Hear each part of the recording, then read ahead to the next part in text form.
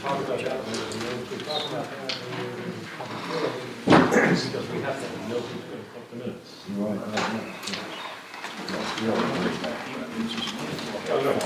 Yeah.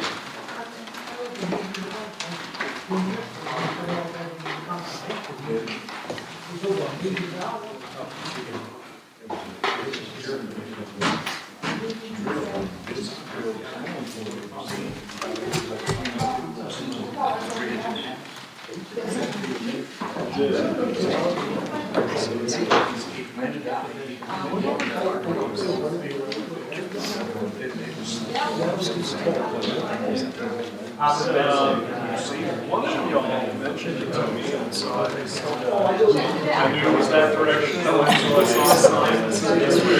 It's Maverick. I was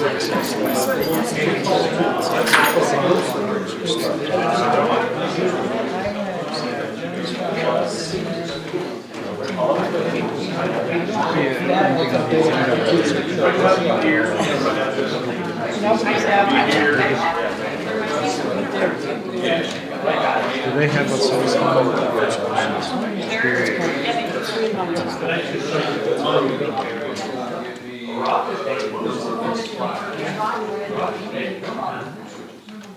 Well,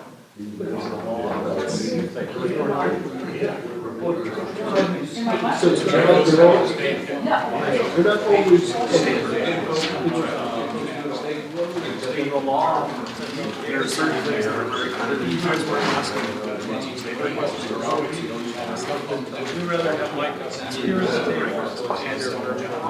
this is what I would advise you to do.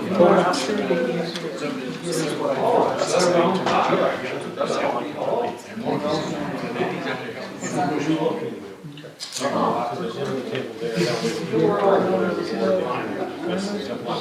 Part of hearing, so I'll pull you. Hopefully I don't have to say much. Well, that's true, but if you do, we want to be able to hear. How is it? Well, I felt like Bill's wearing a jacket. He wears that jacket every day. What did you get it? Did you go to the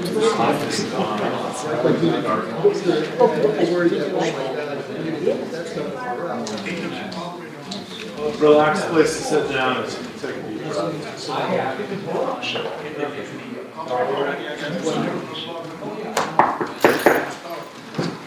Okay, well, it's 7 o'clock, we'll call the meeting to order. First order of business is pledge allegiance. Please rise.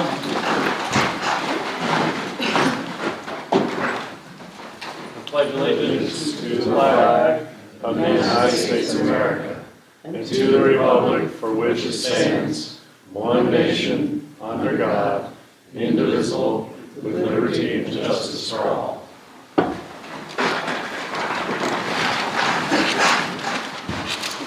you hold that these up a little bit? Can you make it bigger? What? The, I can't. No, Somebody I can. have the control now. no controls? No, it cannot be bigger. I'm sorry, what? It cannot be made bigger.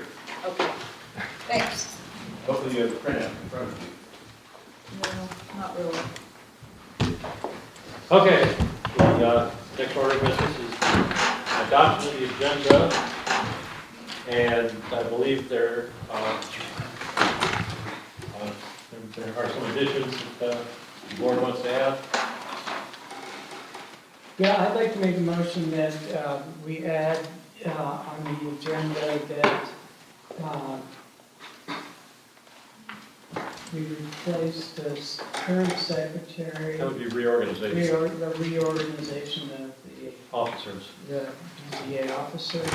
And I would also like to add under new business, request for support from the county for operating, including us on the website, notice boards, etc. Okay. I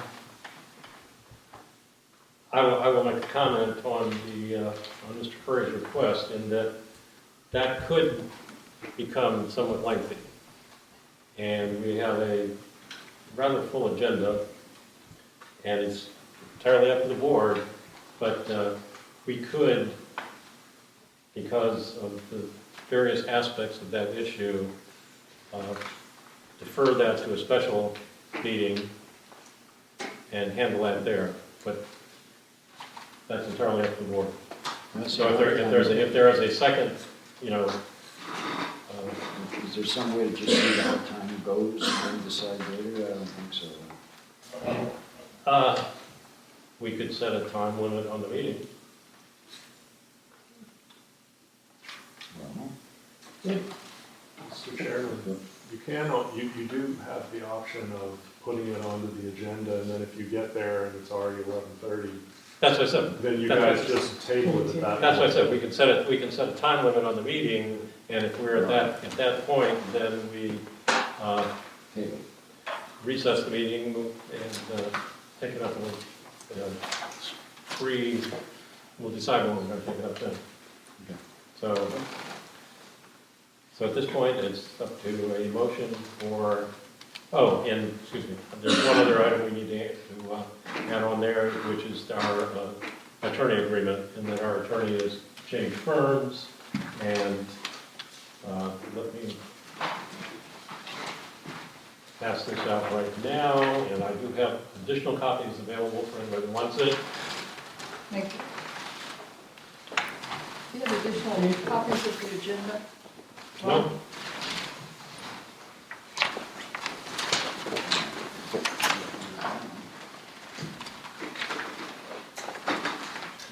And that would come under new business, so we have.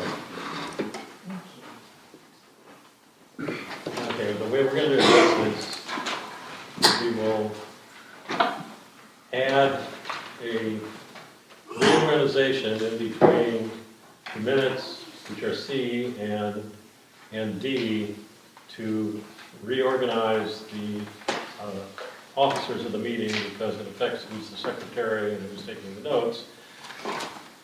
And then, under new business, we will add the attorney's agreement and Mr. Curry's request to discuss the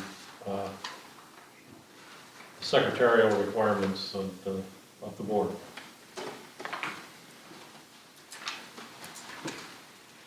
Okay, that's my motion. Is there a second?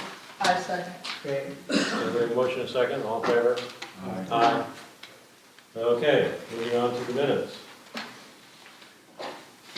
Has everyone read the minutes? Yes. Are there any changes to the minutes? Hearing none, I'll accept a motion to accept the minutes as presented. Moved. Second? I'll second. Motion seconded, all in favor? Aye. Okay, Bill, did you? yeah. What's your discussion? Okay, so that takes us to public hearings. The first public hearing is the SUP 22-8-2 Joe Brogan Tourist Home Tax Map 41-3-0. They've applied for a 3-bedroom tourist home for property located at 42 Blossom Lake Lane, identified by tax map 41-3-0. The property is 24.357 acres in size and is zoned agricultural. This is pursuant to 170-36E and subject to additional regulations under 170-66K. So we will ask the applicant to step forward and make any comments that they wish. And the public hearing is open. I'm sorry? That said, the public hearing is open. Oh, okay. Hi, I'm Michael Brogan. My son's sick today, so my wife couldn't make it out, so it's just me. But we, I guess this is a different group than last time, so just, we bought this place as a second house. Could you maybe move the microphone so we can hear It's a new sound system, we need It's to. not, it's not new, but Well, Who does? yeah, we need to acclimate ourselves, there you go. Thank you. Yeah, so I'm Michael Bruggen, my wife is Joanna Cho, she's at home with our sick child, so she couldn't make it today. We bought this place as a second house, we would just like to be able to rent it out when we're not there. We had been renting it out before, we got a notice in the mail telling us that we had to apply for a special use permit if we wanted to do that, so we did. And that brings us here today. One comment that came back during the last time I was here in y'all's internal meeting was that you really wanted me to follow through on the septic tank. So I have some extra sheets that I wanted to provide to you guys. We got it inspected and measured because the county's records of our septic tank predate the house. So if I can hand these guys to you. do you have a copy of this? If you'll see the date, it's dated today. It's dated today. Yes. So I work there's, on it.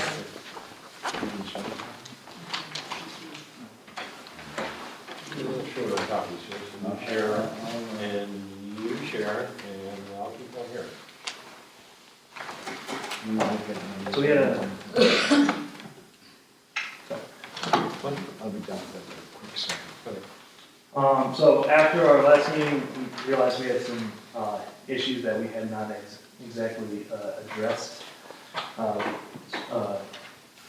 Specifically, Mr. Grigsby is the one who re-gravels the road and then distributes bills, and he's concerned about making sure everybody pays their fair share. So we had a nice talk. I assured him that we're absolutely going to pay our fair share and whatever more he deems reasonable for us having this as a tourist home. And that's all I got. That's it? Okay. Michelle, can you give us any comments from zoning administration? The planning commission's recommendation is in Boarddocs and in my staff report for your review. Okay. At that point, we'll open up to public comment. Anyone here that wishes to comment? My name is William Johnson. I'm an adjacent home right next to this. I live in the adjacent home right next to this property. I can see the lights of the house through the woods. Of course, you gotta look hard to see the lights through the woods. As they moved in, I met the two people while I was out in the woods. It was a friendly meeting, and they said that this was going to be their second home. Under the impression they were going to move there after the missus was pregnant. Hey, this is going to be our home. Next thing I know, he comes up to my house and says, "Oh, I hope we're not too loud." Well, every Friday night, partying, hooting and hollering and everything else. I thought, well, if that's their friends coming up to join them at their new property, that's fine, until I learned that they were renting it out as a bed and breakfast. I totally disagree with it. Because I work very early in the morning to go to work. I work Saturdays, Sundays. One of the times that I did go to work, I almost could not go down the road with as many cars as that were in this property. There was no respect for anybody else as far as that goes. I mean, it's been a quiet neighborhood. I moved in 2010. I thought, oh, I'm in a quiet area. My neighbor cut his grass 24/7 or so it seemed. Quieted down after the gentleman moved out, and then this is something that was just new to me. I mean, this is not a beach house, and I don't think anybody can explain to me what a tourist home is. Bed and breakfast? Okay, I know what that is. A tourist home? This is not Williamsburg. This is our homes. This is a quiet neighborhood in the country. You're 25 minutes from the nearest store. You know, this is not Williamsburg where you're going around the corner to 7-Eleven. You know, this is something that I've grown to love. I mean, the wildlife is just unreal. I didn't even have a TV for 6 months because I was just in surreal of where I moved to. Until the first Redskins game, I put that antenna on me. Okay? That's the, you know, with the hooting and hollering, the wildlife's not there. You know, the deer have been all in my yard, and since things have changed, I've changed a little bit of my forestry, but the wildlife is not there with this kind of camaraderie next door to my place, and I totally disagree. Thank you. Oh, and please, I forgot to ask, make sure you give me your name and, There's a pistol. for the, Yeah, Max Rubin, Buffalo District. For the last 8.5 years, my wife and I, we live down the private road. Our property does not border the property in question, but we have to drive past a dead-end private road that is the only way in and out.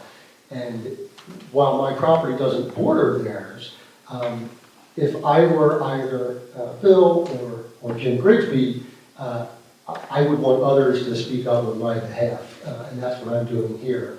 I do agree with Bill's statement. It's not in keeping with the nature of the 14 homes that live back down in that private dead-end lane. Thank you.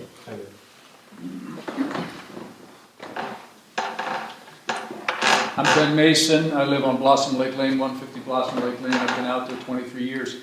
For me, this is a very simple issue. It's a little private neighborhood. This is not 1,000 acres with one house on it and maybe another house. We all live on this street.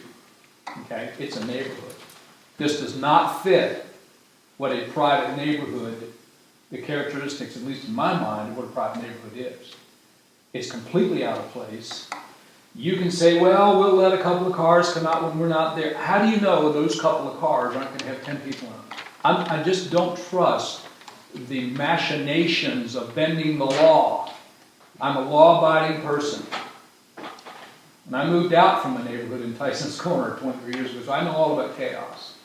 I moved out here for peace and quiet. I didn't move out here for X factors of not knowing who's going to have a party when and what will happen. I will agree with the previous testimonies. There's been times that there were 8, 9 cars in that driveway. Now, I know that we could try to change it and alter it, maybe taper it to some kind of manageable. That's breaking the law. The law is right here. It's not in character with our neighborhood. It should never be allowed. Where are we going to draw the line? So we have that happen here. What's to stop me from saying, oh, you know what, I think I want to have a tourist home. All hell breaks loose at that point. I mean, we've got a neighborhood here. It's quiet. I just don't think we should alter the law. And it's a private road that you enter and exit on. It isn't, there's not a variety of how to get to where we live. We pass that house every day. So my vote is we stick to the law and we deny it. They seem like perfectly nice people, but it's breaking the law. Period. yeah. Can I ask you a question? How many houses on this lane? I think it's 14, Ben. 14? I think it's 14 total back there. I believe it sounds right to me. It's funny because There's 13 mailboxes, put it that way. There you go. it's funny because it splinters. It goes in and goes. If you go straight, you end up on one. If you go to the right, you end up on another. If you go to the right, you end up on another where Max is. But if you go here, you end up where I am. Now, one other thing that we need to consider. There is a colonial era egress and egress that I have. It's a right of way that I have the right to use. Well, guess what? We've had people on their GPSs coming up from 618, following the dry creek bed for 1.5 miles to get to the house, to get to that house. We've had to pull them out with chains. So we have that to deal with, and we've tried to correct it on GPS, but that's pretty tough sledding. So we have that factor, and we don't need that. It's a right-of-way that is only allowable to be used by me, Bobby Carroll across from me, and the folks in the 1903 cabin that are here. That's it. It goes through Fannin property, through Fannin Farm. But we've had all kinds of people coming up through there. The GPS sends them that way. So we've got that issue. Anyway. Thank you.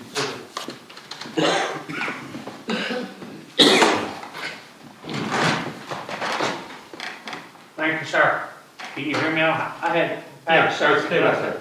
That's fine. Yeah, so what I'm really concerned, a lot of these people, their whole lives, I spent 45 years in the state of Maryland, the District of Columbia, and the state of Virginia. I put over millions of miles on vehicles. I did that for a reason where I could have peace and quiet. A lot of my workers would say, why do you get up at 4 o'clock in the morning and drive to DC and get back at 5 o'clock in the afternoon? I said, there's one thing. I have peace and quiet. All these people that we're talking in this area that lives on Blossom Lake and the rest of the roads, they spent their whole life, a lot of savings, and some of them still don't have a house paid to have a place to live, enjoy peace and quiet in Rappahannock County. To me, Rappahannock County comes first. I love the county. I don't think this is the proper place to be allowing something like this. Plus, every weekend, we'll be getting an influx of new people. I don't have to tell you, ladies and gentlemen, what's going on in this world now. Go to New York, you can't ride a bus. You can't walk in a store. We're fortunate. When is it going to happen here? Where are these people coming from? Who screens them? I will never know. No one's going to report to me who these people are, what they're up to, what they're going to do. The last meeting, they said the road was fine. Oh, should ask some of my neighbors, is the road fine? By my house, is it fine? Hell no. My path, there you go. Thank you, sir. My damn pastor feels it's better than that road. And whoever went down and come back and told you people the road is, they're telling you a damn lie. Take it or leave it. Thank you. Want to speak?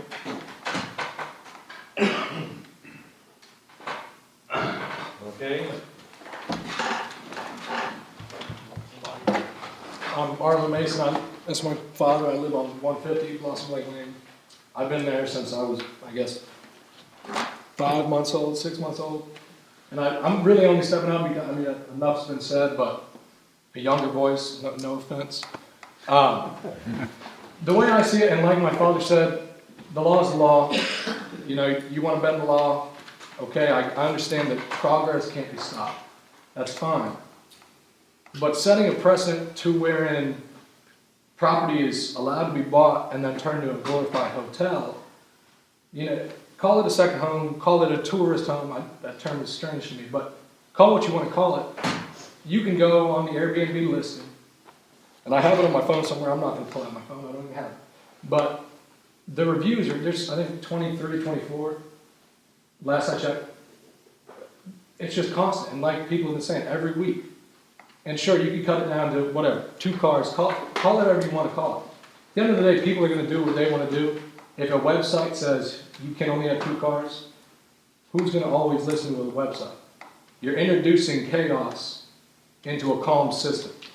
It's the same reason you wouldn't allow certain chemicals to flow into a certain pond. It's chaos into a system that isn't set for that. It's agriculturally zoned. The road is access to Jim Grigsby and his cattle. It's been that way, and that's just how it is. And setting this precedent here, I understand the development in Little Washington, Sperryville, that's fine. Things are growing up. But my whole life, it's always been about the same on that street, and it's a private neighborhood. All of a sudden, it's not. It's loud. I can't hear it from my house, sure, but you drive past, the lights are on, middle of the night. We're getting ready to lose our dark sky sanctuary thing, and there's a reason for that. It's because people come out without any knowing of how things are here. And I'm not one to say, well, things can never change, they shouldn't change. But there's peace for a reason. Peace is not some sort of abstract construct, it's just a fact. Peace is peace. And I'm trying to maintain the law and maintain the peace that these, like Jim said, these good people work for to come out like my father. And I'm happy to have been able to grow up out here, I love it. I got my hat on. That's all I gotta say, thank you. Any more comments? Now we'll close the public comment section, and we will move to the board. We'll start with Sharon. Do you have questions or comments? Well, I'm concerned by the fact that it's a private road and there are 13 houses on it. And it sounds as though the road is not in great shape.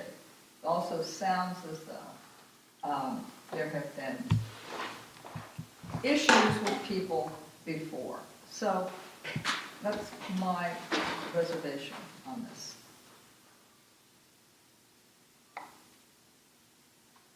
My turn. How long have you owned the property? Since November 2021. So a little over a year and a half. Beg your pardon? A little over a year and a half, or a little under, about a year and a half.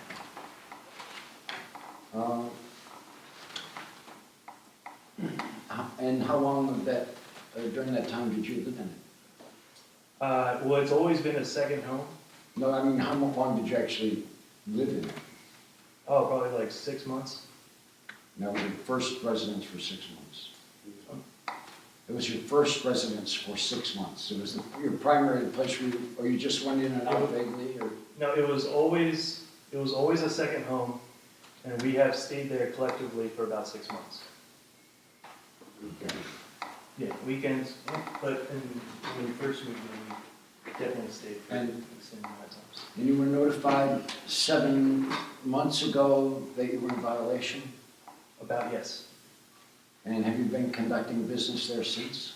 Yes, with coordination, with the, with Michelle and with the Commissioner of the Revenue. We've been She coordinating. did what? With, Ms. Graham did what? with, shall I get the microphone? Sure, please, yeah. So, yes, when we received the notification, we've been in coordination with Michelle's office and Commissioner of the Revenue, and with the Commissioner of the Revenue, been paying our taxes every quarter to the county and everything. And so- But even though you're paying taxes on it, you're still operating your business in violation of the law, correct? You understand that? You have been, since you've been notified, right? The notification was more worded that we don't have the permit. And it was asking Right, well, us to that apply means you for the can't permit. do it if you're not permitted. Okay.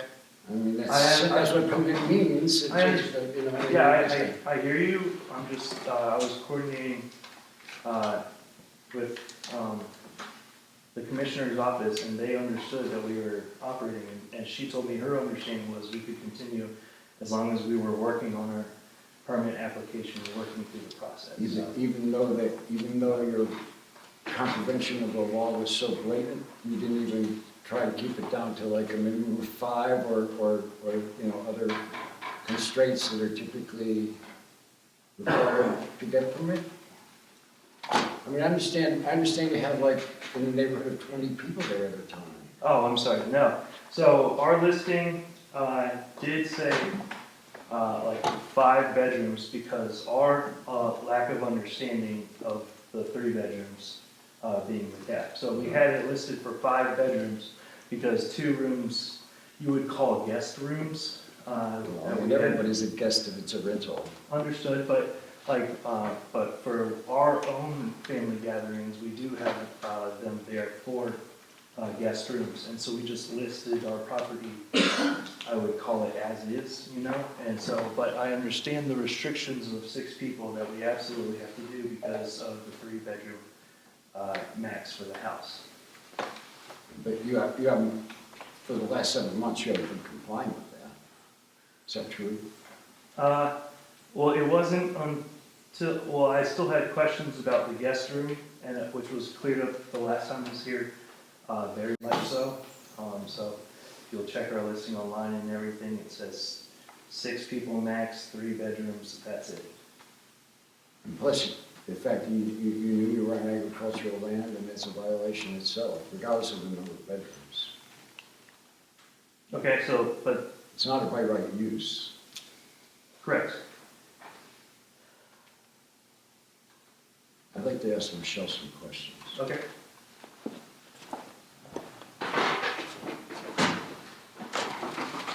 He was notified 7 months ago, correct? Yes, And he has permission to continue on in his endeavor in violation of all the codes from you? I would not say. That's what he said. No. no, sir. I misunderstood this. Tell me how it works. So I do not give people permission to continue to advertise, I didn't say advertise, just well, business. to operate. Operate, right, We, correct. me and the Mary Graham and Commissioner Revenue agreed that as long as somebody's working towards coming into compliance, we're not gonna write them a notice of violation. And that's all I meant. So I did not mean to imply that you gave me permission. Okay. And say, for instance, that we were to deny this, what happens then? Then would you write him a notice of violation? Yes, If I continue or Yeah. retroactively? Okay. And if she wrote you a notice of violation, you could operate in the business, correct? Sure. Thank you. Andrew? Did you know you needed a special use when you bought it? Not when I bought it. Okay. Before the 7 months then?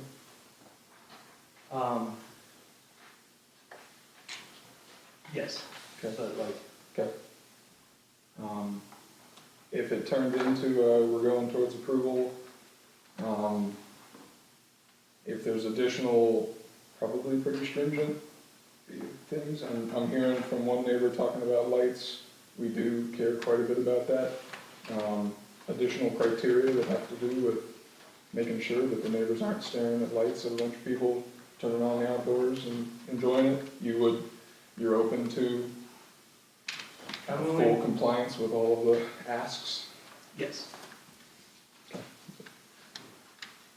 Do you have outdoor lights? Yeah, like 3, I think. Not, we don't have spotlights. Yeah. I stand corrected. I think I have a spotlight on the other side from your house. But I do not have any spotlights in his. And actually, now that I think about it, all my outdoor lights are on the other side except for the back porch. Okay, but are they downward pointing? Mm-hmm. They're like the lantern style. And how many are in your immediate? 3 now. Okay. And how often do you use the property? So, we got pregnant, as if I did something. She got pregnant about 6 months after we bought the place. So, it's been very much less since we had the child. So, he's about 6 months old now. So it has been less frequent. So most of the people who have been using the road are actually your guests, not you. Well, for the last 6 months, we haven't really had many. So I do want to say that I don't think we've had any guests since our first meeting, and I totally understood the concern with the neighborhood. So, but yes, after the first few months where we were thoroughly enjoying it before we realized we were pregnant and had to get our lives together, after that, I would say more than half was definitely people staying. Okay, how often is it available for rental? 365 days a year? I would say so.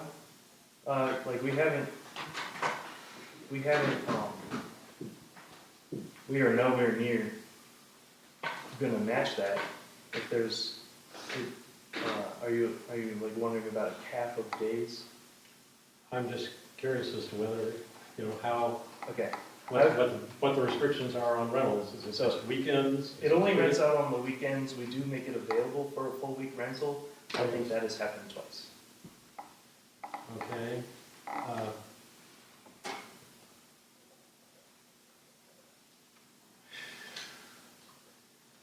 Now, would you be amenable to a limited number of days per year or per month that it could be rented?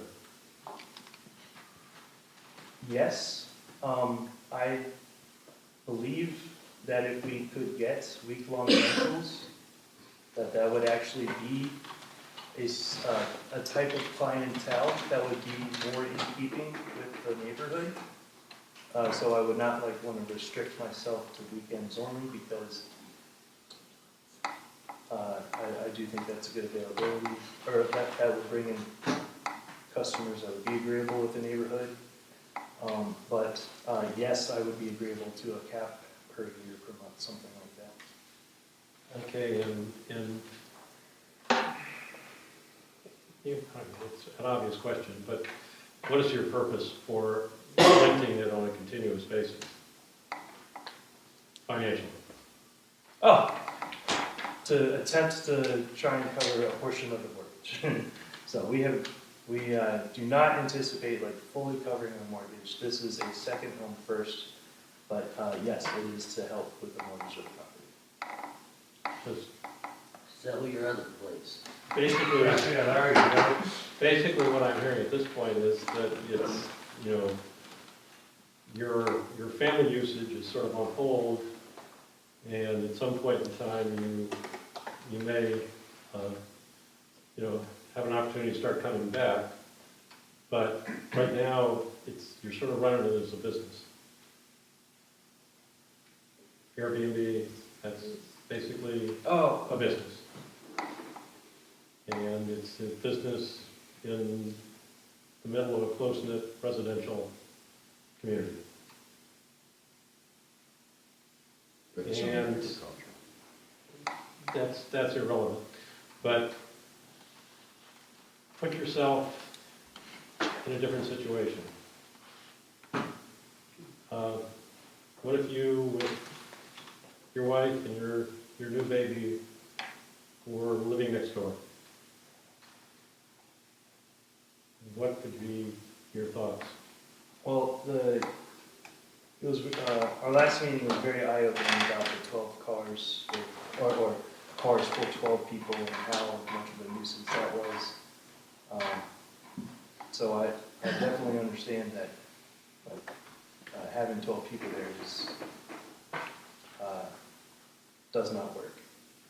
But for a place with It's not just the 12 people, it's basically a business next door to your residential property.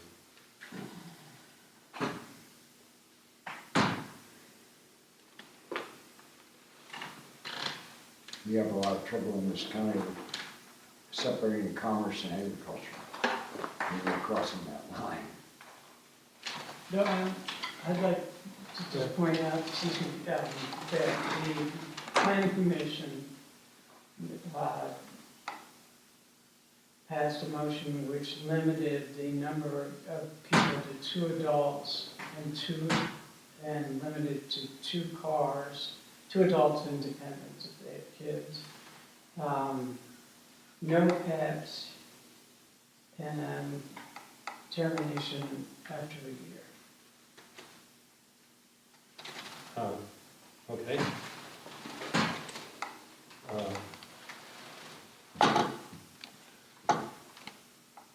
Is that, is that amenable to you as far as, from a business standpoint and renting the property? So I think my preference would make it 6 people as opposed to 2 adults and 4 children. That's a preference. I think that would make it easier to rent out. In thinking about the 2 cars, 2 people, I was thinking that it wouldn't increase the use where his family to use it regularly, there might well be two people, dependents, and two cars. So that if you permit the two people, two cars, and dependents and no pets, that you haven't actually increased the usage of the road or increased the number of people in the neighborhood. That's true. The other aspect, I think, and it's something that we have to deal with in this county, is that it's a private road.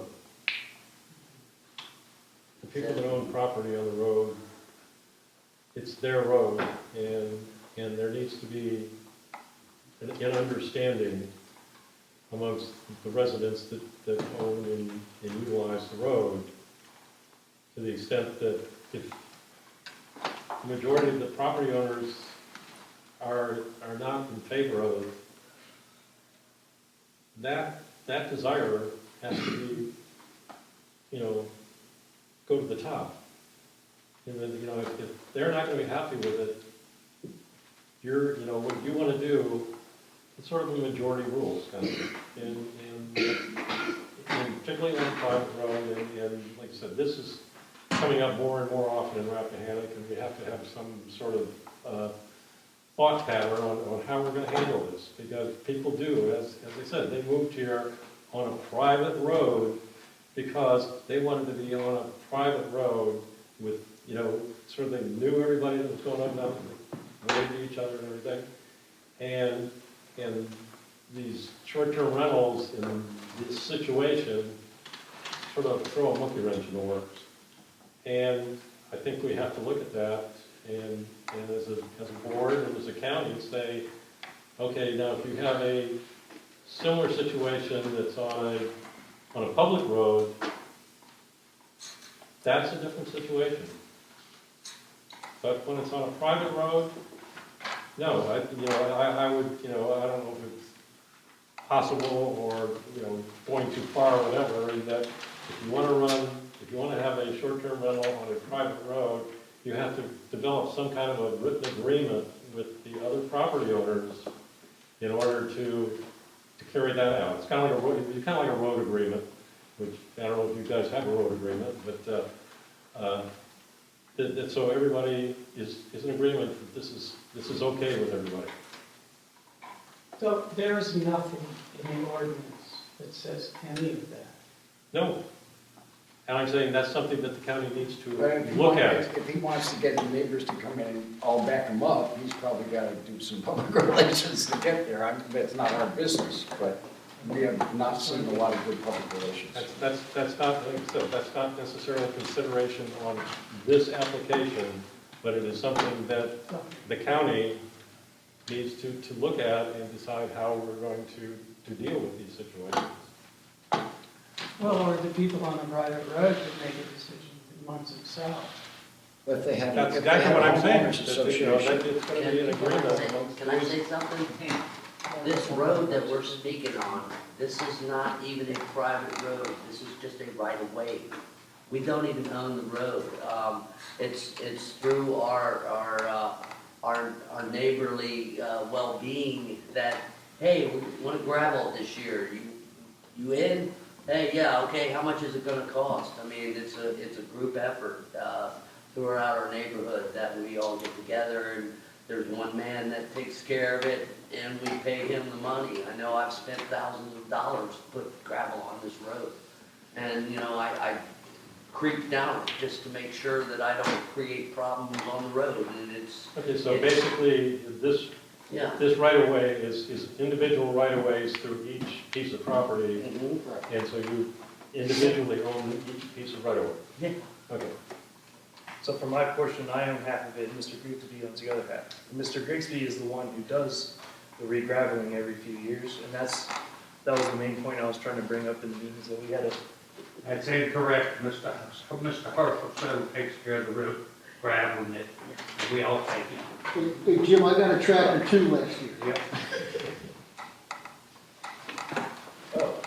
So, No. You I own. No, of course. All right, could we Okay, now we have include that straight little, down. we Okay. Okay, please limit the private conversations. Sorry. And also, as I mentioned, would you be amenable to, if there was an agreement in the neighborhood or whatever that, one weekend a month, they would be okay with you renting it out to somebody or whatever, like maybe 12 times a year, and that would help pay some expenses or whatever, and still give you plenty of time to use it as a second home. But that's the kind of agreements, I think, that are gonna be really important in the county on these issues, because this is not the first time we've had a situation where we had someone move in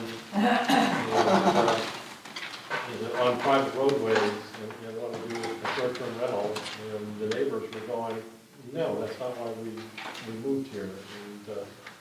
And quite honestly, the last one we had, we've been on it. I think we've established that this is a commercial business and it has no right being here. It has a right Not if the neighbors, if the neighbors agree, Right, well, we have which is not in the code, I granted. understand, no, but we have not established any right at all. This is agricultural land. It's one thing if it was extra-terrestrial, now it's a full-time business. We've established that. I think it should be denied on that basis. Could we ask our attorney for a clarification maybe on the ordinance and the special use? Hey, Steph, can't hear you down there. I'm sorry, I was wondering if perhaps we could ask our attorney for clarification on the ordinance and special use permits and whether or not it's an unlawful use of a tourist home where you can get a special use permit for one. In other words, is it, Mr. Tiegelman is saying that this is an unlawful use on an agricultural land. It appears to be anyway.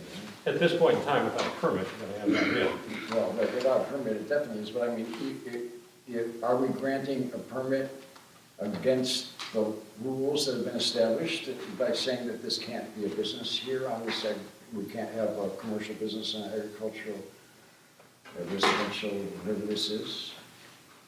I think that, so a tourist home is a use allowed by special use permit in this district, right?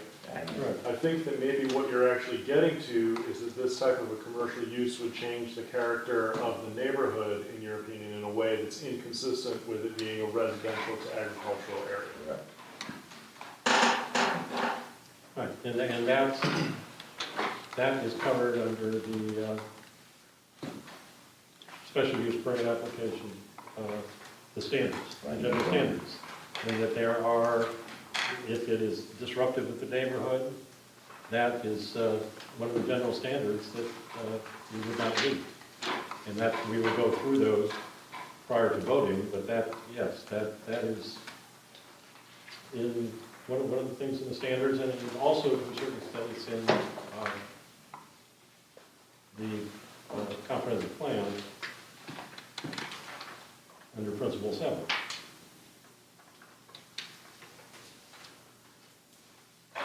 So, are there any further comments? And I guess we should go through the general standards and see where that takes us. The first one is the proposed use shall be such that it will not adversely affect the use or development of neighboring properties and shall be in accordance with the applicable zoning district regulations, the location, size, height of the building structures, walls, and fences, and the nature and extent of screening, buffering, and landscaping shall be such that the use will not hinder or discourage the appropriate development and/or use of adjacent or nearby land and/or buildings or impair the value thereof. So we have to decide whether this application meets that standard. And we'll do that on, not on vote, but just on consensus. I find it does. So let's start with Sharon. So you're asking for a motion, is that what No, you're no, asking? he's asking you. For a consensus on the the first standard, general standard. Yeah,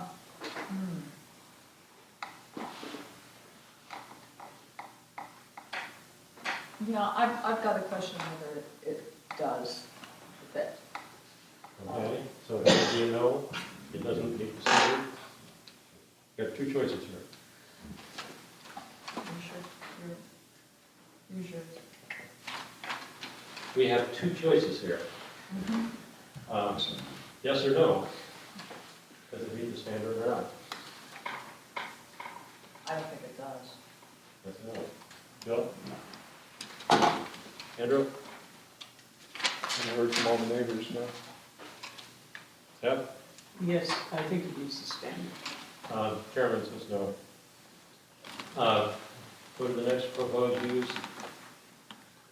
Proposed use shall be such that pedestrian vehicular traffic generated will not be hazardous or conflict with existing and anticipated traffic in the neighborhood and on streets serving the site. I'm indifferent on this one. I think anticipated, we don't know about that, but the history is bad on this account. I think we anticipate that if we gave them strict guidelines and they followed it, that they would, but that's never guaranteed, but I'll find that's okay. And What's the way? Remove it. you're indifferent? No, well, I am indifferent, but I can't find against that. That's what I said, so that's a, so yes or no? If Yes. it's yes or no, it's a yes, okay. Yes. And I also live on a private road that everybody chips in and maintains. The fact that it continued for a period of a number of months afterwards kind of brings us into a situation where now it seems that history is going to continue. I don't think we meet. No. Seth? Yes, I don't think if you restrict the number of cars, I don't think you increase the traffic. Okay, I don't think, traffic-wise, particularly if the number would drop to the number that's on the ask for in the permit or the application, that it would have an adverse effect on the roadway. The next one, C, adequate utility drainage, parking, loading, and necessary facilities for proposed use shall be provided, parking and loading requirements shall be in accordance with provisions. Is anybody, rather than going person to person here, I think that one is not a problem there.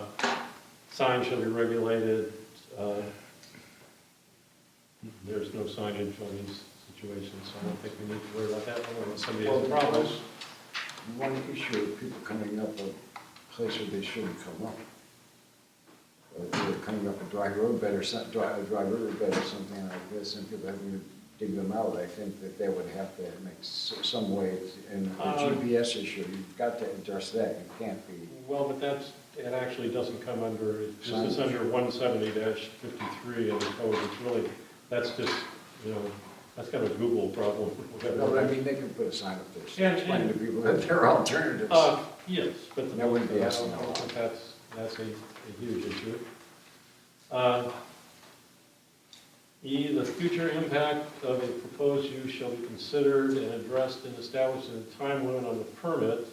The existing and recent development, current zoning, and the comprehensive plan shall be among the factors used in assessing the future impact of the proposed use and whether reconsideration of the permit after a stated period of time would be necessary and appropriate for the protection of the properties in the vicinity to ensure implementation of the comprehensive plan.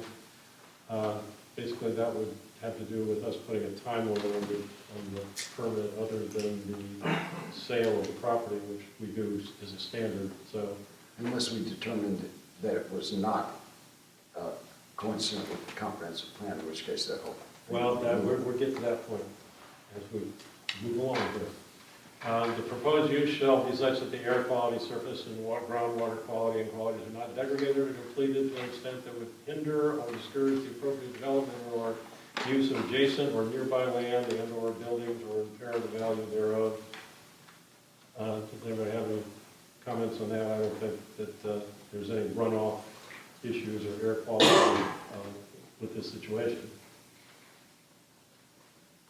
G, the proposed use will not result in unsafe conditions in relation to community facilities existing or planned as related to adequate police and fire protection and danger and congestion in travel and rescue services. Anybody have any problems with that? Hearing none. The proposed use will not cause an undue impact on the sanitary landfill and solid waste transfer collection stations. I found against that thing where if they're totally basic companies. I'm getting there. The proposed use will not cause an undue impact on the historic or scenic qualities of the immediate area. Don't see a problem there. And we get over to principle 7. Promote only economic growth that assists in maintaining our existing balance as compatible with the environmental quality and rural character and does not adversely affect active farm operations, forestry operations, residential neighborhoods, the tourist industry, and the county's fiscal stability. That, I think, is one that I'll take a consensus vote on. Or, Warren, I think. I'm sorry, I have to question whether it would not impact the residential area. Yeah, I think it definitely has a big impact. Andrew? Sounds like it does. The neighbors have told us that. We should I think it does. and I think it does.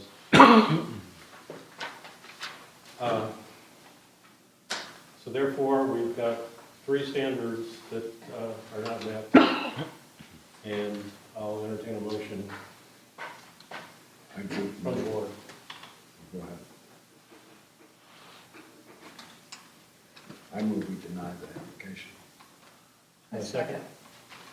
We have a second? I second? We have a motion and a second. All in favor? Aye. Opposed? Aye. Sorry? Enjoy your neighborhood. Yeah. You know, that's it. I still live. 10 years from now, when they go, yeah, it's a cool deal.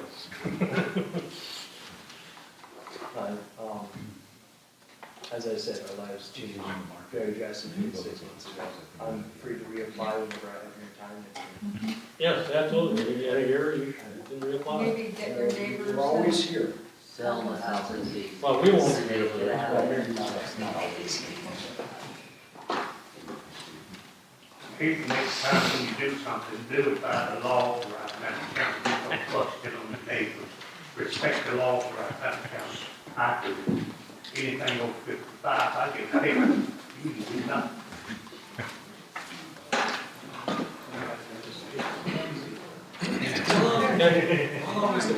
And now, actually, neighborhood, they come back together again. You know, it's over, and you guys all get together and enjoy your neighborhood. Just like we said, when I talked, that was the first thing, some boys came in doing things, no neighbors knew what was going on. I go around the bank, I think I'll take that good. Okay, thank you. I will. So he can reapply. Okay? Yes, you could, yeah. Yes, you can apply, you can apply. Yes.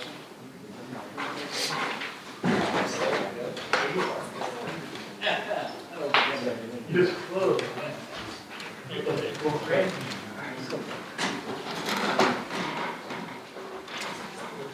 Everybody got that? Can't forget these voting sheets and they're filled out. Now, So, Gary needs me to deny. we voted in favor of the motion. Yes. So they're not. No. That's the next one. We haven't voted on these yet. Which one, where's the one? And I think the rest, oh no, wait a minute, we're going to discuss the agreement, aren't we, with the county?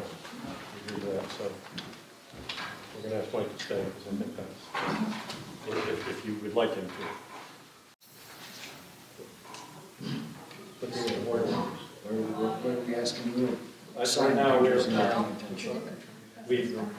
we have agreed to talk about the agreements between the county and the board as far as secretarial work or how all that's going to take place. Do we feel that we need Mike here for that subject? Probably In which not. case, we should take it up earlier. No, probably not. I think that's not that might be important. Okay, you have one yes, one no. Do you think we need Mike for the agreement with the county on the secretarial work? Well, we might, I guess, if there's a dispute, but We don't know. That's the question. So, I'm certainly hopeful that Ms. Summers and Mr. Curry, you guys will be able to stand right here or sit down right here and be like, hey, can you help me with some secretarial help on X, Y, and Z? And you can agree that you'll provide those documents to them 5 days in advance so that they can make sure and pop it up, or whatever you agree to, that you can just work it out. right, That's all you gotta do. right. okay. Think we can do that? I think we can do it. No, I'm asking Gary and Michelle. Sit down and work it I out. expressed to the BZA that I would welcome any requests and look at comment favorably, but they would be requests of the body. So you're saying, are we saying that if we requested, You're not at this point on the agenda, so I don't We're- really know what you're doing. We're trying to make a quick decision here. Our attorney called home to Roanoke, and I just was, yes, this maybe doesn't follow the exact way you want to do things, but I was just asking a question, and that, can we just sit down and have a conversation at the end of the meeting and try to work this out? And I just said, I expressed to the BZA that I would receive any requests from the body And and respond favorably. Okay, thank And you. I could ask for time to make a motion. And under new business. Yep, and it's Right. currently on mine as item 3 under E, new business. Right, but what I'm saying is we could rescind that and let him go on his way. We don't want to keep him here unnecessarily. You could vote to amend the agenda. You could vote to amend the agenda to move it up if you so desired, or you can wait until then, or. Well, I want to get through the public hearing first for those people. So, okay, so we'll keep on going in the direction we're going. So the next public hearing is SUP 22-10-01, Kopke Tourist Home, tax map 1D-1-3-13. They've applied for a 3-bedroom tourist home for property located at 118 Highland Way, Chester Gap, identified by tax map 1B-1-3-13. Property is .3306 acres in size and zone village residential. Uses pursuant to 170-36.E and 170-66K. Motion to public hearing. Would the applicant like to make any comments?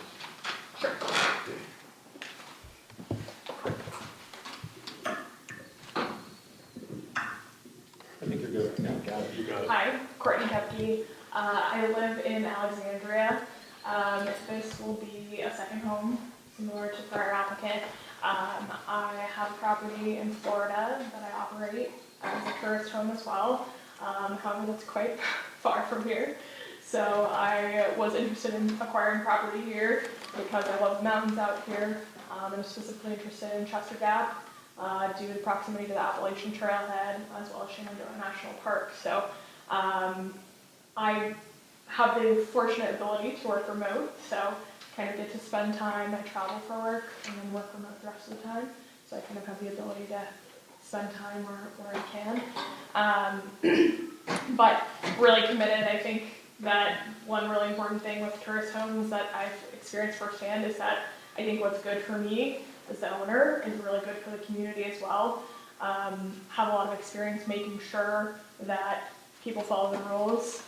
Big proponent of video monitoring, noise monitoring to make sure people are not disturbing the community, and that I have means to understand if people are disturbing the community, even though I'm not around. Have a really strong team on the ground. Really big fan of having a cleaner as well as a handyman and anyone else that I might need to help perform regular maintenance of the property. I also have good open lines of communication on my other property with the neighbors. Have met the neighbors here, given them my phone number so that I can have that open line of communication with them. They can let me know, God forbid anything happens, you can't control everything, but at my property in Florida, which is at the beach, which is a little bit more notorious for being out of hand, I haven't really had, thankfully, any problems there. I've had that house since 2021 and haven't really had any significant problems there due to a lot of these measures that I have in place, that open line of communication, the video, the noise monitoring, etc., to make sure that I can have that engagement appropriately. So the one thing that I'll mention in terms of the permit and conditions of the permit is that I would like to request it be issued as a 3-bedroom with a 6-person occupancy. I found out actually during this permitting process from the Department of Health that the builder had only, this is a new built house specifically for this purpose, that the builder did not disclose to me that the septic is only for a 2-bedroom. So it is in my plans to upgrade the septic. That just wasn't something I was aware of. And due to the grade of the property, needed to have a professional engineer come out and then have septic assessed. So I am requesting, that is in the plans, but I am requesting to have that permit issued as a 3-bedroom. Okay. Question. Okay, we need a question. Yeah, okay, I understand you've got a cleaner and you've got a handyman. Yep. And you're in Florida. Sorry, I live in Alexandria. I just have another house in Florida That you rent out. that I rent out as well. Yeah. Just another business. So in case of emergency, Yeah. So in who's on deck? Yeah, so in Florida, how I handle that, obviously, DC is quite far from Florida. There's no way I could really handle that. Really, my boots on the ground are the cleaner, are the handyman. They're the people that can help me and deal with any issues. But really, that hasn't really been a significant problem I've encountered. But I do set that expectation when I hire that person that I might need them to kind of step in and remediate any issues. So you haven't hired that person yet, and you haven't upgraded your septic yet?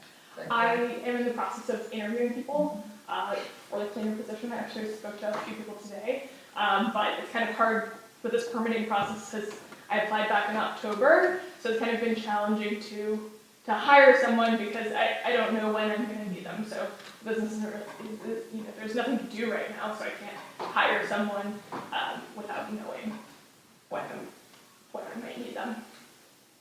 If I'm not mistaken, we can approve you for 2 and you can come back. It's not like we have to give you 3 now. You could wait until you actually have the accommodations, which I think. The reason that I am requesting it now is because this process has been extremely arduous. The process has been extremely arduous. I applied in October. It is now the end of April. That's about a 7-month process for me. So I just would really rather not have to go through this entire process again. There's been multiple errors by the paper, for example, that have put obstacles in my path. The DOH, the DOT took a very long time. You're just interviewing people right now to do the septic upgrade? Sorry, no, I have reached out to a couple of professional engineers in the past. I'm not actively at this point looking at the septic upgrade because unless you have a signed contract with a contractor to expand your septic system, myself, I don't know about anybody else, I couldn't see letting you have 3 rooms without having a septic system to, could we get an opinion of the zoning administrator? If if anybody took time to read my updated staff I'm report, sorry, can you speak? if anybody took time to read my updated staff report, I have it up on the screen. The applicant would like the number of guests to be determined by the approved septic system through the health department. Yes, I read that, but she So said- that's how you can address that condition. Okay, yeah, okay, yeah. Good. Any other questions, Randy? So basically what she's saying is that we can approve you for two, and you can have two, but you can't have a third until you can show us that the health department has proceeded to that you met that requirement. You understand that, right? I guess I would just, I'm a little bit hesitant, because the health department did take so long in the initial review, that even once I remediate it, it would be an extensive amount of time. That doesn't make any difference to us. We have the world, you know, we have eternity here, or at least till 11 o'clock. But anyway, no, we can't, I don't think it would be proper for us to approve you for something that you're not, that the health department themselves has to approve you for. We can't override the health department by saying, oh, you can do this in spite of the fact that you don't have health department permission. You can't go, oh, well, the heck with them. We can, at the best I can even think of would be to give you two, and then have you come back and say, you know, we've gone through this process. Am I correct? I don't think I'm off base in saying this. But I think you're asking for something that it's not in our power to give you, because we don't have it. We're not the health department. I heard it a different way. Let me just make sure I'm not mistaken. Or confirm I'm mistaken. Michelle, may I? Mhm. It was approved for a 3-bedroom septic. The intention is to upgrade. So it is determined that the number of guests can be represented by the approved septic system of 3 bedrooms. I agree with you that it's not begun or has not occurred, but I think a decision can be made based upon the approval, which is 3 bedrooms. I think the line, and you might have kind of misread that sentence. Can we put a time limit on the time when this would be effective? Because if we just let it go as 3, Sure. there's no incentive to improve your septic system because they've got what they want. No, they would have to go back to Michelle to get the point, but we would approve it for 3 when that was put in, but other than that, it would be 2. Well, I mean, we're doing 3 with this Yeah. contingency, but we Right. would have to have a contingency. Right. That would only be 2 until it's done. Mr. Chairman, you could also phrase it that the maximum occupancy would be the number of bedrooms that the health department allows, or 6, whichever is less. Does that make sense? So right now, it would be 4. Right now, it would be Because it's 4. a 2-bedroom, Okay. but it would become 6 if and when she ever exceeds. I guess part of the consideration as well is that I was not aware of this. The builder did not disclose this, so, sorry. This has been a long process, and will probably continue to be a long process, because this wasn't something that I was aware of. So there may be necessary legal action involved on my part, because this was. Can I ask you something? Did you intend to use, when you bought this, did you intend to do it as a tourist home? The intent is to use it myself and then rent it as a tourist home, and the builder did know this. So the onus was on you to realize whether this was workable. I suppose, there was nowhere, I'm still kind of engaging to find out what my options are on that, but that wasn't disclosed to me during the process. It wasn't something that title search found on my behalf. It was never brought to light until I began this process. And Mr. we could circle back, we can take some public comment and maybe from the administrator, and then scour you again here in a minute, just to give you Michelle, can you give us the administrative comments? In your staff report, you have the planning commission recommendation, again, uses of 17047C, uses which normally not be allowed in a particular zoning district, may be allowed by special use permit or special exception because they impose conditions and restrictions only used in order to make it compatible with the by right uses in that zoning district.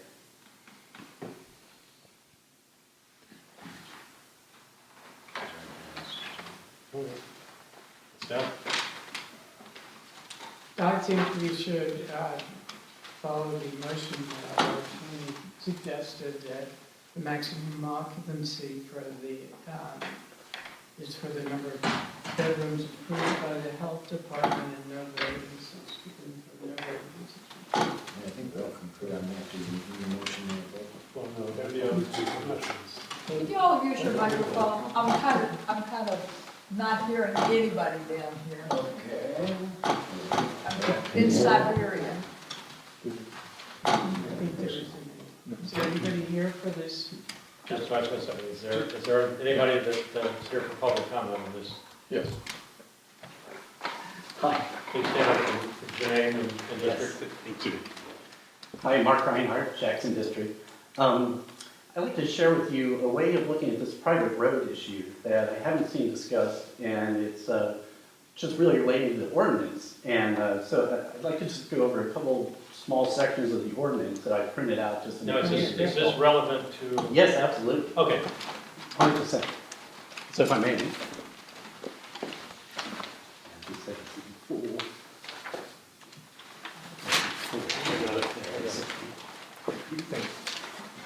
Can you give me the name again?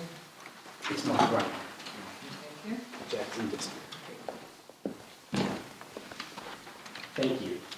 Anyway, so this private road issue comes up a lot, and I live next to Rappahannock Lakes, and we had an application here that also was facing these same issues, and the last application that was just heard tonight also had serious private road considerations.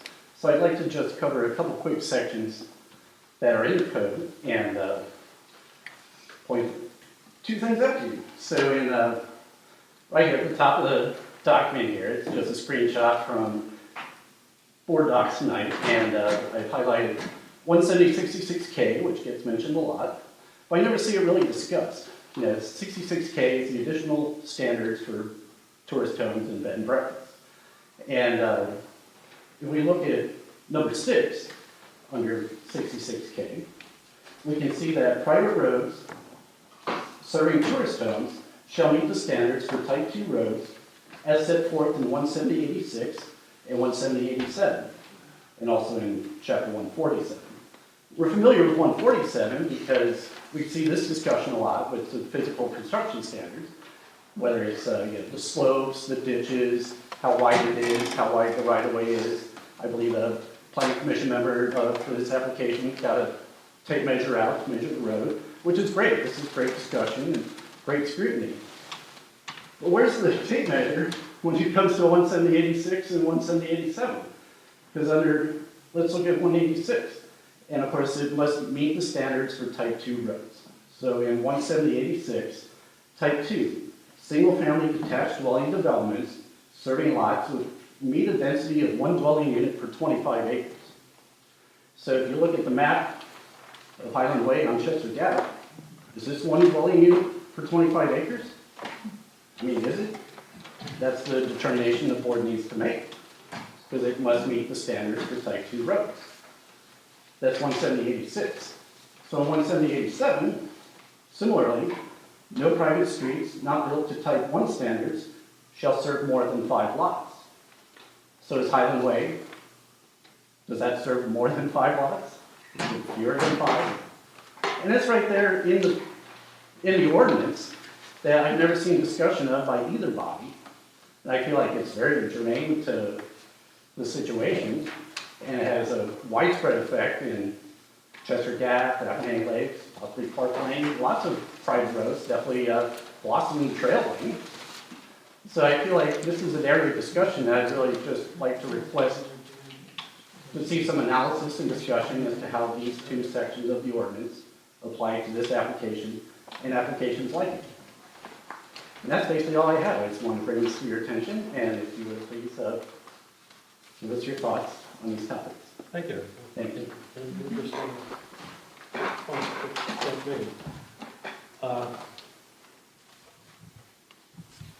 I've got a question on what does VR stand for? Nothing. Nothing? There's no VA Virginia. There's no real meaning behind it. The purpose is that So could you step up? the purpose behind that is like any long-term people, as I have had one property, I have tried to get a little smarter, clearly. Not fully smart still, learning as I go. But the purpose is so that, as I mentioned, the intent when I bought the house, part of the reason I built it is to use it and to rent it out. It's to put the house under an LLC to have liability protection in the event that someone slips and falls in the bathtub, as an example.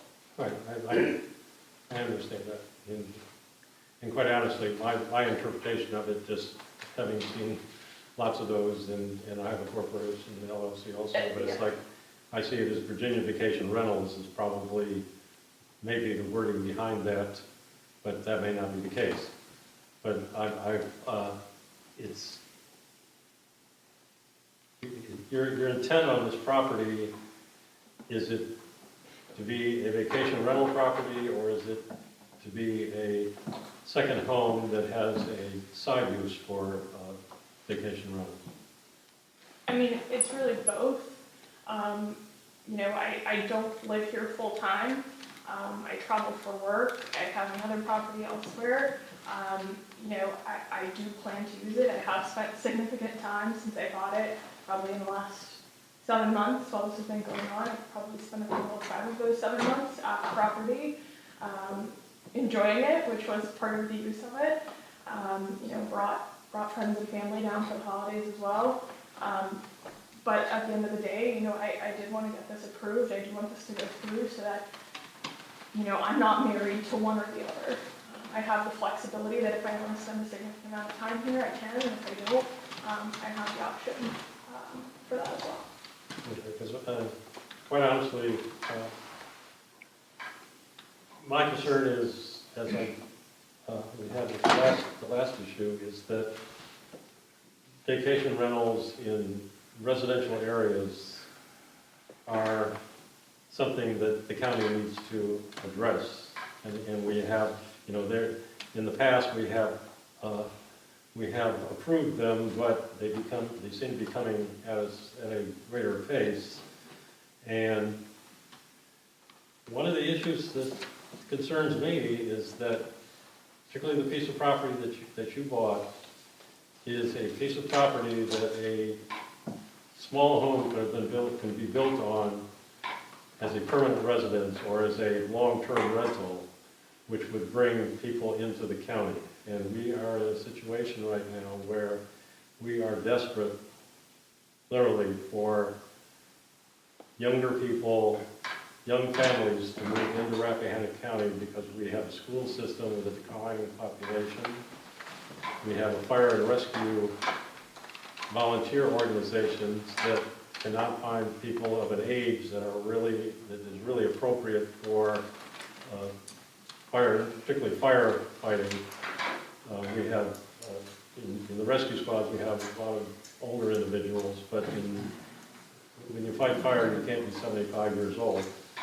And so we need to somehow in the county, and this is how I look at these issues, is that we need to seriously look at allowing property that could be used for family living to be turned into business properties. And I know that's, like I said, it's a real issue, and the county needs to look at it, because if we allow how many lots because I looked at the property, looked at the house, or whatever, and there appears to be a lot of surveyor's tapes on the adjoining lots. In the, are those lots, are you aware, are those lots for sale, or do you know what's going on in the neighborhood as far as those go? I'm not aware of, there's quite a few lots adjacent to my lot, between my house and the next house down towards the end of the road. I do know that there is some tape still up from my survey. I did have, that's had a number of issues, but I had a couple of trees fall during ice storm in December. And so there is some tape up on where the lines are, getting the trees assessed to make sure the trees are healthy in the area, etc. Okay, but your setback on, particularly on the left-hand side of the house is how many feet? There's, you know, I don't know. I mean, that's a very small lot. 0.33 acres, that's a small lot, and I'm just, bringing this forth, and that's, I don't like this, I don't mind someone that is truly intent on using a house for, a second home or whatever, and when those times, when they're not there occasionally, they rent it out, but, and those houses are normally privately owned, as opposed to a house that's owned by an LLC, which obviously is a business investment, and so it seems that the intent of it is more as a rental property than it is as a second home. And that's the way I look at these. And like I said, you have been out here, but you also said you have another home in Florida. Is that also what you consider as a second home? And if you want to take a vacation in Florida, obviously you've got a place that you can go stay. Or if you want to come to the mountains, you've got a place you can stay, but the rest of the time you can rent it out. And that's an issue. And I don't know how we're going to deal with it. And but it's real. I have a question. What is the position, not really remember clearly, what's the position with regard to commercial ventures in the zoning that we have here? This is village residential? That's also another question, and that, is a residential business, a residential it's a business? property that's owned by an LLC in a residential area, being used for residential purposes. Right, well, that's what I'm saying, I don't know. It is commercial residential purposes. What I'm wondering is a commercial business permitted in this situation? To a certain extent, that's what we're dealing with right here. I want to know by right, not by whether we. No, it isn't by right, no, and that's why the permit is required. But, and I don't know if Mike has any thoughts on this, or. Mr. Chairman, I would say the same thing I said with the Cho and Brogan, which is that the Board of Supervisors has made the determination that there might be some circumstances in which a tourist home, which is in some ways commercial, is consistent with a residential neighborhood, and therefore it's an SUP use. But there may be situations in which it is not compatible with the comp plan or the neighborhood, and this might, in your opinion, be one of those situations. That's why they pay you the big bucks, Mr. Chairman. Well, but that's why I'm bringing up also the fact that, to me, the ownership becomes an issue, and that if we have a home that's owned by the applicant in name and not by an LLC, to me, that can make a difference. And Not if the applicant is the LLC. But it's owned by a business. That's, yes, she is. Well, to me, this is a moot point, because I think this is something that comes back time and again, is the accessibility factor. This is well, I mean, we got it right here. Okay, people have had plenty of opportunity from the neighborhood to come and comment on this, and I've actually talked to some of the people up there. Nobody seems to have a problem. Oh, okay. Or So, they'd be here, right? right. So just saying. And could we get some clarification from Mr. Curry or Ms. Summers on the road standards? I remember. I'd be happy to. Staff wrote a letter to everybody Yeah. about this topic. I can actually put it on the screen if you wanted. But it was application of the road standards to special exceptions and special use permits. And it got into the fact that certain special uses or exceptions require certain standards. For example, tourist homes by 17066K, 6 maybe, requires it to be a type 2 road if it's not a state maintained road, okay? And so type 2 road is defined with certain travelway width and shoulders and things like that. But that letter that staff wrote went on to parse out the question of, you have situations where there are existing non-conforming situations. This subdivision with these super tiny lots was platted way long time ago before we had a subdivision ordinance or a zoning ordinance. They're existing and non-conforming. So the advice in the letter was the Board of Supervisors for a special exception or the BZA for SUP should not approve a permit that exacerbates the existing non-conforming situation. So we went further into this for another use and basically said and contrasted a use that is a tourist home is a decent replication for a single-family household relative to the number of trips, car trips that are going to be taken. Or if it doesn't, this body should restrict it so that it isn't more than a single-family home, so it doesn't exacerbate that existing non-conforming situation. Whereas if you're talking about a country inn or a conference center that might attract many, many, many people, that is a vast exacerbating the issues on that road, and it should not be allowed because of that existing non-conforming situation. Hopefully that didn't confuse things more. Thank you. Thank you very much. That was what I think. And I will add, because Planning Commission in Rappahannock Lakes required that the applicant hire an engineer to come in, correct? And determine whether the road met the standard. But that was the Planning Commission, you don't have to do that. But I think at this point, what is that? Are we entertaining motions? No, we have to go through standards. Unless we.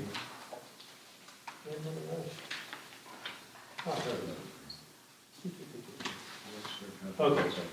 You could just make reference to. Now, let's do this one this way, because there is no opposition on this one. So is there anybody that has any concerns in regards to the 170-to general standards A through J?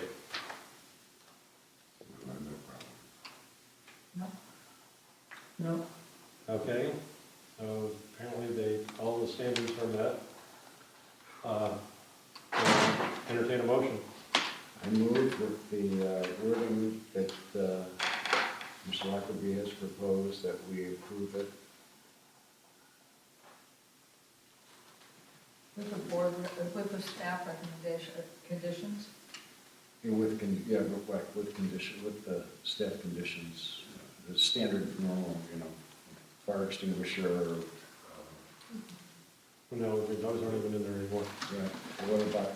There were 3 conditions that staff proposed, and Ms. Summers suggested a change in her late addendum, and then I said another little change, but basically the idea being that she can't have more than BDH allows her, or at a maximum of 6. So if she gets a drain field for 5 bedrooms, she's still at 6. Right. So is your motion that yeah, go ahead. Is my motion? that you're going to incorporate the staff recommendations with Right. the addition that the maximum occupancy is for the number of bedrooms approved by the public health department, Correct, and in any case, no greater than 6 people. correct. In any case. That's your And- motion. And let's just throw in that will be at the determination of the zoning administrator. So basically, if the work's done, she doesn't have to, she goes to the zoning administrator, and that's where the approval comes from. Yep, that sounds good. You can add that to my motion. Okay, we have a motion? We have a second. What was the motion? Yes, we have a second. I'll second. We have a second. All in favor? Aye. All in favor? Aye. Aye. Aye. Aye. Motion passes. Got it. Phew. Long night, long month, 6 months.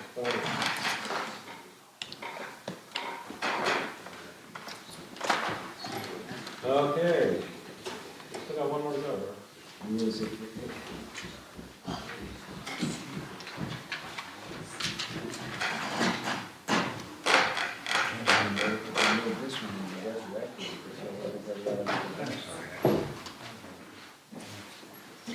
Okay.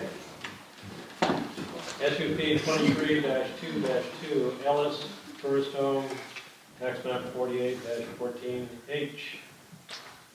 Niv Ellis has applied for a 3-bedroom first home for property located at 1070 FT Valley Road, identified by tax map number 48-14H. The property is 12.787 acres in size, and zoned agricultural. Uses pursuant to 170-36E and subject to additional regulations of 170-66K. Is the applicant or representative present? I'm representing Mr. Ellis. I'm the caretaker and the property Ray, get manager. into the microphone thing. We And need your property name, manager. actually, we need your name. Ricky James. He's out of the country right now, and he's gone through the health department, and he's got a 3-bedroom perk, and health department's approved for 4, and he wants to try to go from 6 to 8, because he's got a basement down there to like, basically what it is a pull-out couch, and he's trying to make it to where he has 8 guests.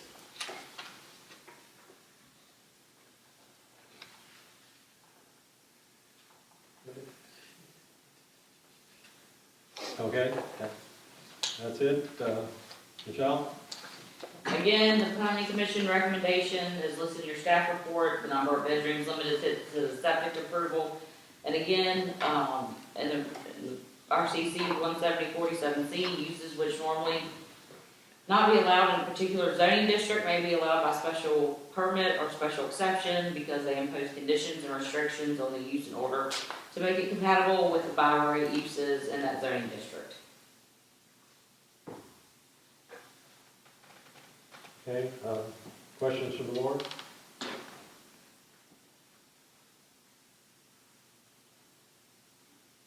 Everybody seen the property? Yes, Yeah. What is the Great septic view. system approved for right now? It's approved for 3, and health department's giving the approval for 4, and they're supposed to start that. They have given it, or they're considering giving it? He's been given it, it's been approved for, and they're gonna start It's the work. approved by the health department for Yeah. 4 bedrooms? Yep, and they're gonna start the work next week on the drain field.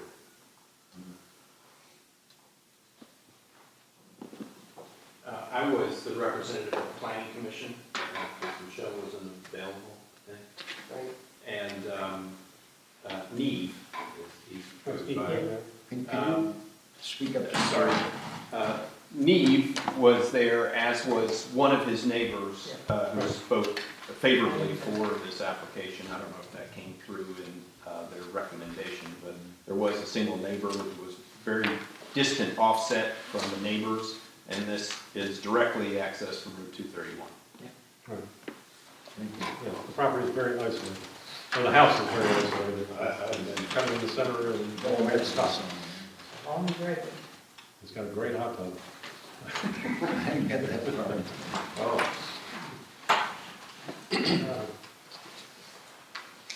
Okay, so are there any other questions from the board? We'll entertain a motion.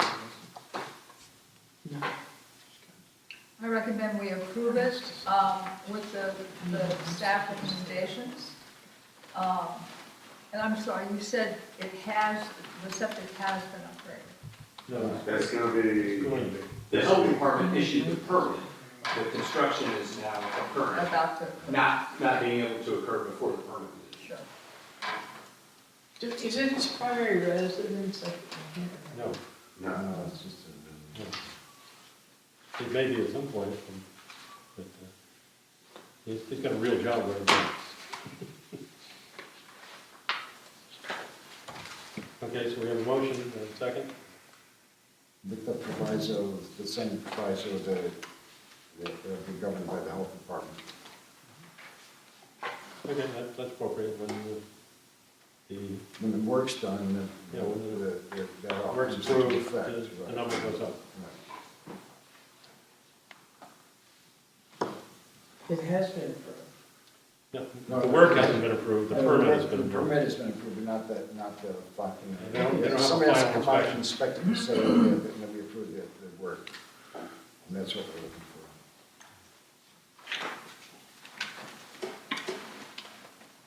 Okay, so, yeah, if you restate your motion is to approve,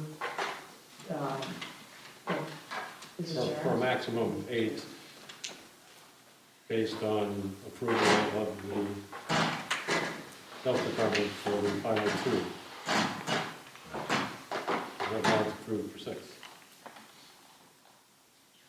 We just go with what the health department says, when they say, Okay, not until then. and Bill seconded? Did you second? I'll second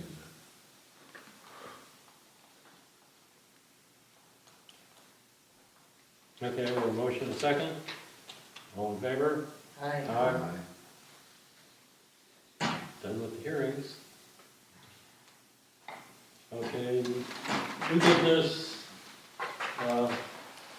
We got the Master Tourist Home, tax map 3120, which was approved or recommended by the Planning Commission.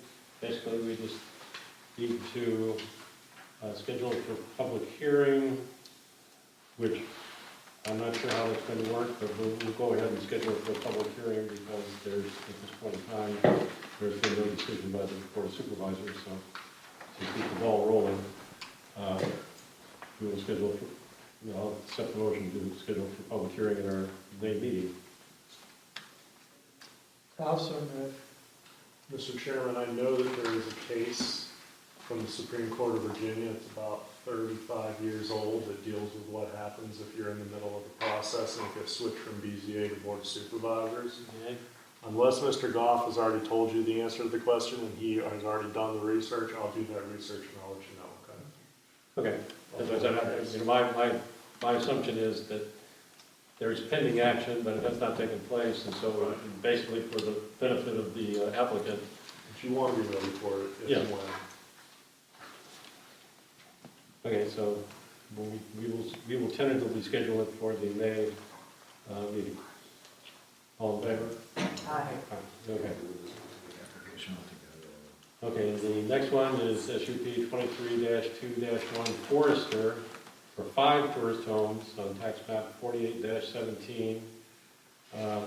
The only problem I saw with this was basically just the paperwork right now is, for some reason, there was no deed in the data in his application.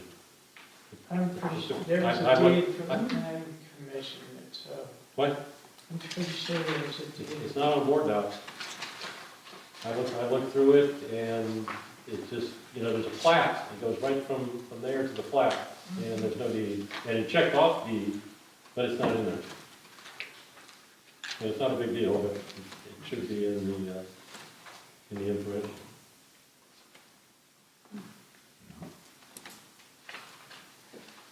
It got eaten.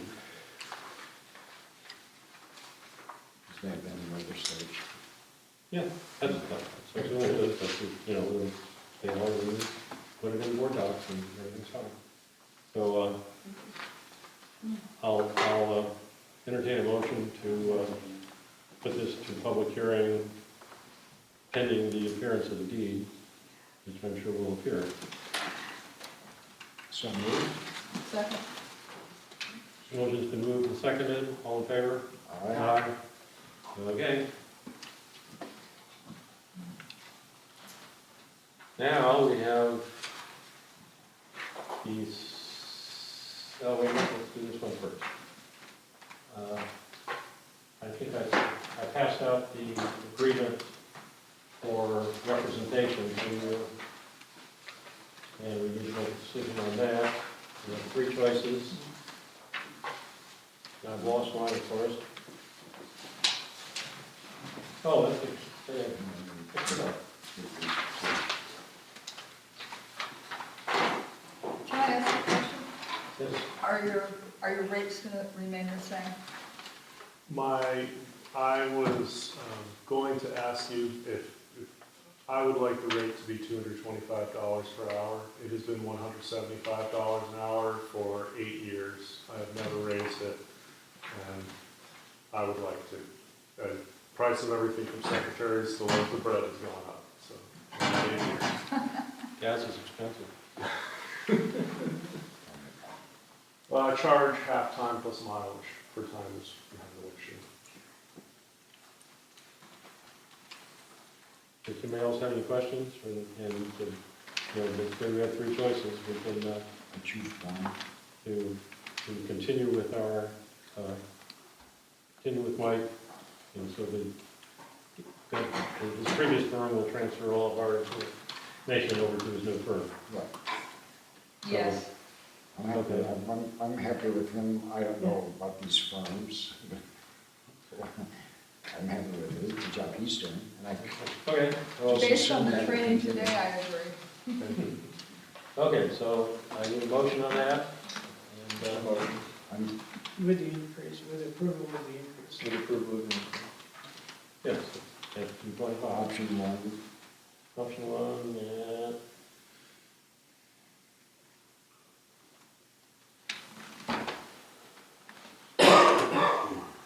Okay, so I have a second on that motion? Second. Okay, we have a motion, a second, all in favor? Aye. It's done.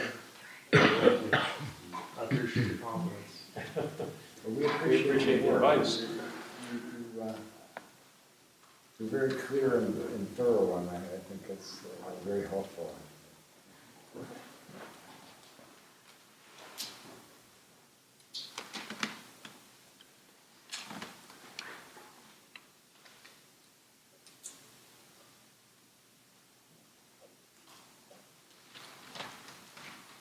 So you want to pass these in? Do we each one make one, or do we? No, I think, I signed it, Mr. Chairman, You just write this, you know. and we need to give you a copy, right? Yeah, I think that we can, for the purposes of the minutes, it can be included that the chair was authorized and directed to execute and deliver the agreement. We'll add that in, so that it's clear that we don't need to have everybody sign it, we just need the person who is deputized to do so. See, that's why we have them sitting. Too bad we can't have them every meeting. Okay. Actually, we'll put this right here and we'll get you a copy. Just follow it up with roads. Yes. Because unless I sign another one. Is there anything? Its chair is authorized to sign the agreement with the increase to $2.25 per hour. We have the board, is that? Oh, yeah. Let's say, we have this, because there's a copy of this, we signed this, yeah. Yeah. Oh.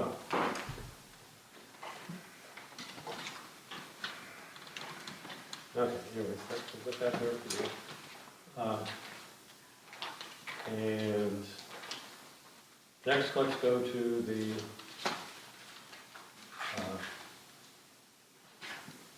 working on an agreement with the county for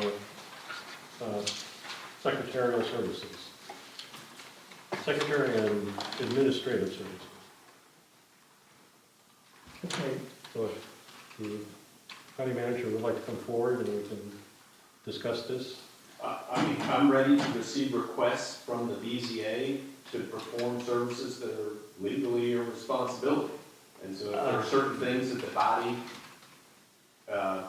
isn't positioned to do because you're part-time, for lack of a better word, not paid very much, the body can make a request, and I'm sure most everything will be accepted.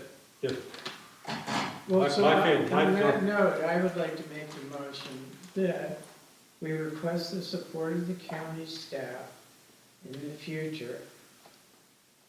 And that the BZA fall under the county as to the county website, the notice boards on which the BZA has a presence, including member listing, regular meeting schedules, FOIA documents, agendas, etc. And all those things which they've previously been doing.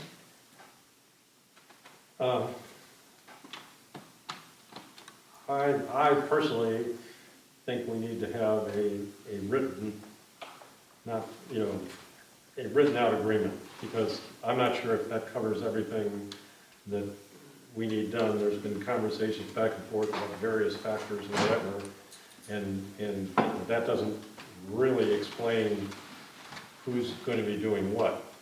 In that, referencing how things are going to be posted, how things are going to be noticed, how they're going to be advertised in the paper, letters to go out, all those things. I think it needs to be more specific, because that seems to be the problem that we've had, and that, quite honestly, I had no idea how a lot of these things were being done or whatever, because in the past, particularly as a board member, all that stuff just sort of happened. And it's been happening for a long time under previous administrations or whatever, and now it is changing, and there's been some conflict back and forth or whatever, and I think we need something that's a bit more formal in that, which I think on a gentleman's agreement, can you handle it for another month, and we'll come back next month with something that is sort of like a job description. I made a motion, maybe we can, is there a Okay, well, second? can we discuss this motion a little further? I think that in order to really do much, we need a job. When I first agreed to be interim note taker in January, I thought it was formally agreed that we would draw up a job description. And we're all talking about something that I would like to see a mutually exclusive, completely exhaustive description of the requirements of the BZA, the secretarial requirements, both recording and archiving and corresponding, and what is required of us under FOIA. And I think we need a job description. Then we can decide who does what and what we need to ask for. I think we need to ask right now for them to continue providing the services that they've provided all along. But I also think we need to work towards some kind of a formal arrangement, because that seems to be what we're being asked for. Mr. Chairman, in order just to meet FOIA for the next meeting, there's 4 things you're going to need. You're going to need somebody to make sure that the advertisements are placed in the newspaper. If the newspaper follows it up, that's on the newspaper. But somebody to at least send it in and do their part. Hopefully they got it right. Which would include preparing the notice, the descriptive notice, which hopefully wouldn't be too big a deal, because probably it's already been prepared for the planning commission. That's one of the things that's the point, is that it's already out there, and it's a matter of changing the title at the top. Send out letters when they're required of notification. Make sure that the notice of, and make sure that the agenda is posted to the internet, as well as the notice of the meeting. The generalized 3 business day notice of the meeting is also posted to the internet on the county website. Now, it might be that there's a deadline that county administration has so that they can get something up by 3 business days beforehand. Right. Of course, you have no idea what that is until you've been told, but hopefully you can Yeah, and we've actually, straighten that out. we always do that on the Thursday morning after the planning commission meeting, because we try to put the applications, and this is going to become a moot point, but the applications that were passed at the planning commission, it makes the process move quicker if I hold off on the agenda until the day after their meeting. So, Well, and it may be that there are other document management or FOIA response or other things that you want to talk about at your next meeting, but those are 4 things that you Right. need in order to just Right. do meetings next month. This is why I'd like to see what you just, the last reference was to an exhaustive, you know, and also, I mean, it may, you job know, description. it may in fact change, because if action is taken on May 1st, there are things that we're no longer even going to be doing Oh, that well, we don't need to worry about. Those work Right, was well, not We included. can adjust them, but I think that we ought to be prepared to go into this after May 1st at least. Bill, could Could you we- please could use we- this I'll, to I'll, determine your body and everything? Let me put it over here so I'm seeing the Just to address that, written and formal documents can certainly be obtained and drawn up and formalized in the coming months. But I'll second the motion, certainly in a step towards Can you collegiality. read it again? No. Okay. To request support of the county's staff in the future, that the BZA fall under the county as to the county website and notice boards on which the BZA has a presence, including member listings, regular meeting schedules, FOIA documents, agenda tracking, and so forth, as has been done previously. Okay, but that does not, Matt's been seconded. did somebody second it? Yeah. Okay. I was going to say, that does not deal with the secretarial issue necessarily, but that will deal with the posting and, Right, that's. basically the FOIA requirements. Now, I think we need to, well, we first need to vote on this. Okay, let's vote on this. Yes. So, okay, all in favor of the motion as presented? Aye. Opposed? Done. Now, we have the, and I think we can handle this, and Mike can leave, as time is short. But we have to, we're gonna have a sort of reorganize as far as, Okay, who's doing what, but. I want to bring I one make a thing up motion. before you move off of that. The body at your previous meeting stated that you were not willing or able to handle the public hearing notices and those things that Mike just talked about, which I don't know were listed in the steps thing. And I said, we won't let that stop, and we will continue doing that. Okay. And I would say that's regardless of whether you request it or not. And it might be moved going forward, and Mike is going to do the research on the case history on what happens in the transition period. So we'll certainly do it for the next couple of meetings. But if the BZA wants to take that over, you just let us know. Okay. But we're going to Trust me, we let won't it not happen. We'll let you know that we don't want to take that over. But I'd like to make a motion. And so to that end, what doesn't work for me, and by extension Michelle, is as we're performing these duties, I can't have a single BZA member reaching in and trying to pull levers and tell us how to do something or not how to do something. And so if you're trusting staff with doing these things, then staff is going to do these things. And if the body as a group wants to have a statement that we've done it incorrectly or do something differently, that's fine. But we're not going to have a single BZA member come in and tell us to change what we're doing. And so that, that's your request, that's my response. Right, Seems fair. and responding to that is that there are times, and there have been times, and that's why you have a chairman, in that a decision has to be made now. And that, you know, and there have been, and they've had to do with agenda items, which, you know, if it's gotta be on the agenda, or if it has to do with the agenda, you can't wait till the meeting necessarily, particularly if it has to be advertised, or if there's a problem with a notice or whatever, you can't wait until the meeting for everybody to get together, or it would entail having to call a special meeting just to okay a small item that comes up.